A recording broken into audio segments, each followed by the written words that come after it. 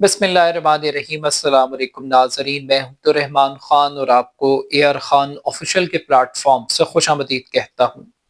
नाज़रीन, जनरल कमर जावेद बाजवा नवाज शरीफ के दुश्मन हैं या मोहसिन? आज लाहौर में मियां नवाज शरीफ ने ज़िमनी इंतखाबात में मुंतखब होने वाले अरकान असम्बली से खिताब करते हुए ये कहा कि इमरान खान अकेले मुजरिम नहीं है, बल्कि इमरान खान को लाने वाले भी बराबर के शरीक हैं। इन सब का भी एहतसाब होना चाहिए। सवाल ये है कि इमरान खान को लाने वाले कौन हैं? क्या एहतसाब सिर्फ जनरल फैज हमीद का ही होगा? नवाज शरीफ इमरान खान को लाने वाली सबसे बड़ी हस्ती जनरल कमर जावेद बाजवा का नाम लेने से क्यों घबराते हैं? इन किरदारों को कटहरे में कौन लाएगा? इनका एहतसाब कब होगा? आज के इस वीलॉग में जनरल कमर जावेद बाजवा और नवाज शरीफ के दरमियान रोमांस को डिस्कस करेंगे।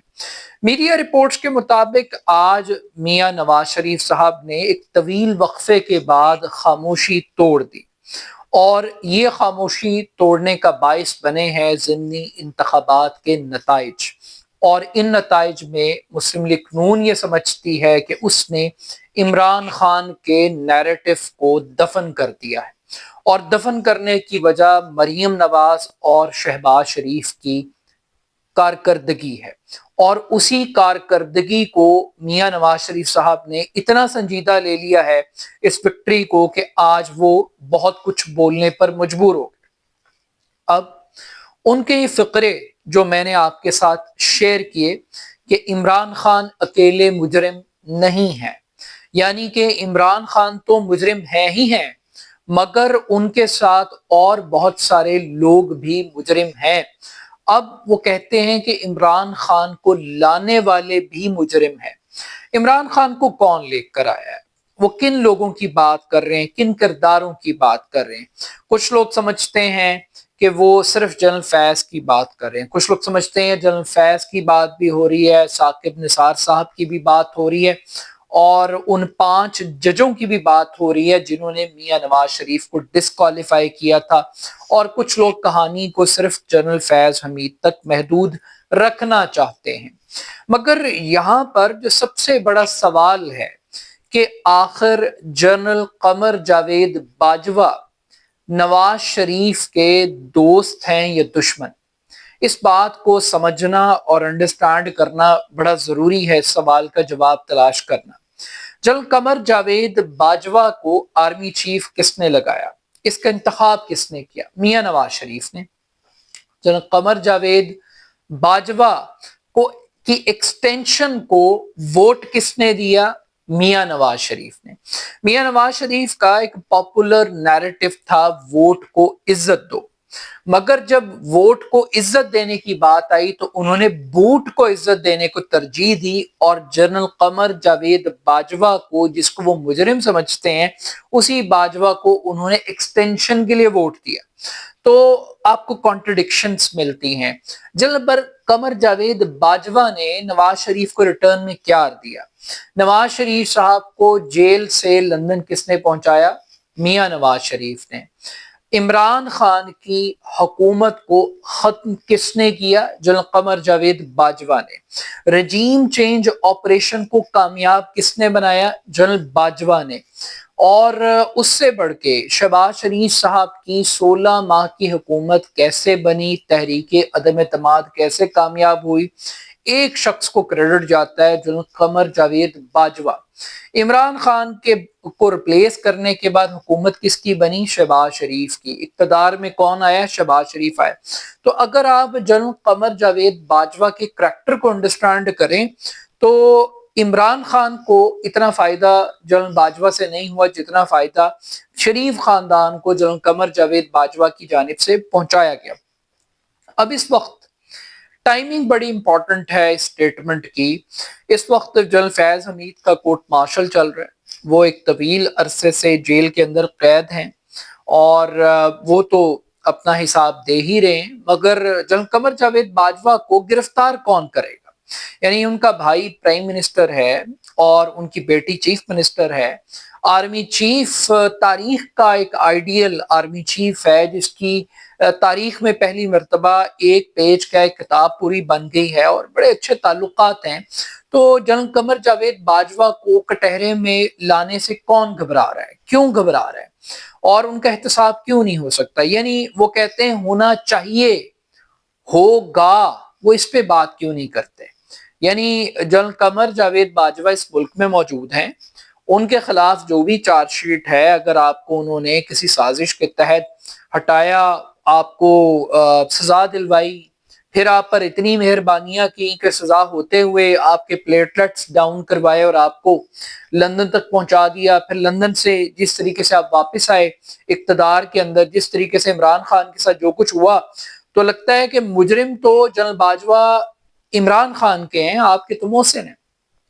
تو اگر آپ سمجھتے ہیں کہ جنرل باجوہ وہ آپ کے مجرم ہیں, تو آپ ان کی اکاؤنٹیبلٹی کریں, ان کے خلاف کوئی ایکشن لیں, کوئی کارروائی کریں, مگر آپ نہیں کریں گے.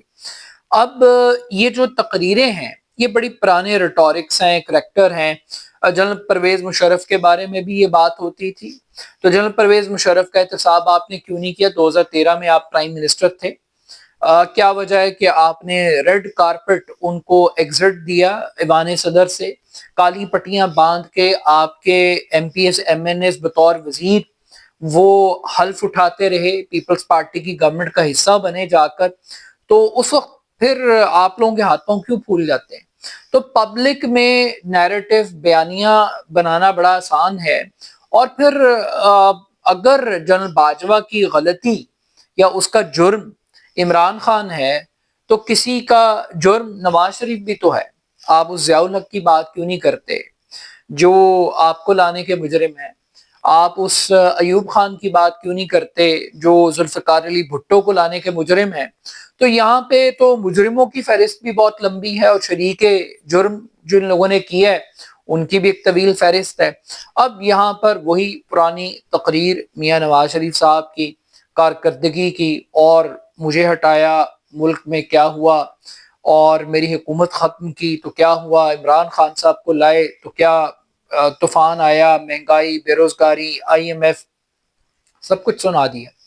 لیکن آج کے دن اگر وہ صرف چینی کا ریٹ معلوم کر لیتے کہ 200 روپے سے زیادہ فی کلو چینی پنجاب میں بک رہی ہے, تو میرا خیال ہے کہ میاں صاحب کو شاید اپنے الفاظ کے اوپر ہی شرم آ جاتی. پھر اس سے ہٹ کے تھوڑا سا کہ جب عمران خان کی حکومت ختم ہوئی تو میرا خیال ہے کوئی کمپیریزن کرتا نہیں ہے, کوئی صحافی انہیں بتاتا نہیں ہے. یعنی عمران خان کے دور میں 140 روپے لیٹر پیٹرول تھا, اور آج 250 روپے پہ پیٹرول ہے. عمران خان کے دور میں ڈالر کی قیمت کیا تھی اور آج کیا ہے؟ عمران خان کے دور میں مہنگائی کا ڈیجٹ کیا تھا اور آج کیا ہے؟ عمران خان کے دور میں بے روزگاری کا لیول کیا تھا؟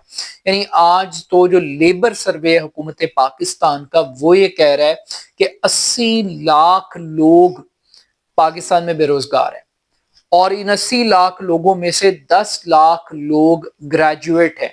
یعنی ڈگری یافتہ بے روزگار لوگوں کی ایک فوج پاکستان کے اندر ایگزسٹ کرتی. اس کا کریڈٹ بھی تو کسی کو جانا ہے. لیکن یہاں پر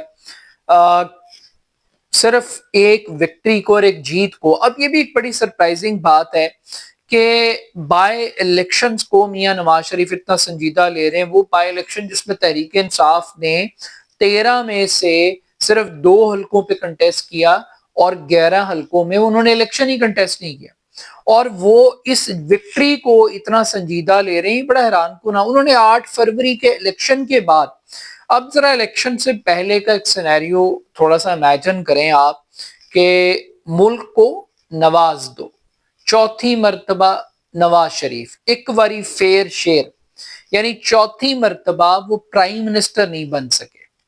وہ جو 8 فروری کو نون لیگ نے وکٹری حاصل کی تھی, اس وکٹری کو دیکھ کر نواز شریف کا حوصلہ نہیں پیدا ہوا کہ وہ پرائم منسٹر کی کرسی پہ جا کے بیٹھ جائے. اس وقت وہ ڈر گیا. آج 6 ایم این اے کی کرسیاں انہیں کیا ملی ہیں کہ آج وہ خطاب کرنے کے لیے آگے, اور آج وہ اکاؤنٹیبلٹی اور احتساب کی بات کریں. اب اگر کل کو جنرل عاصم منیر اور عمران خان کی سیٹنگ ہو جائے گی تو یہی تلواریں توپیں جنرل عاصم منیر کے اگینسٹ بھی کھڑی ہو جائیں گی. تو میاں نواز شریف صاحب کے بہت سارے ٹریک ریکارڈ ہیں. ان کی کبھی عدلیہ سے نہیں بنتی, ان کی کبھی جرنیلوں سے نہیں بنتی, یا یوں کہہ لیجئے کہ ججوں کی ان سے نہیں بنتی, یا جرنیلوں کی ان کے ساتھ نہیں بنتی. شہباز شریف صاحب کو یہ تو کریڈٹ جاتا ہے کہ کم سے کم انہوں نے ایسے طریقے سے چیزوں کو مینج کیا ہے کہ وہ کہتے ہیں نا کہ میں تو کمبل کو چھوڑنا چاہتا ہوں لیکن کمبل مجھے نہیں چھوڑ رہا.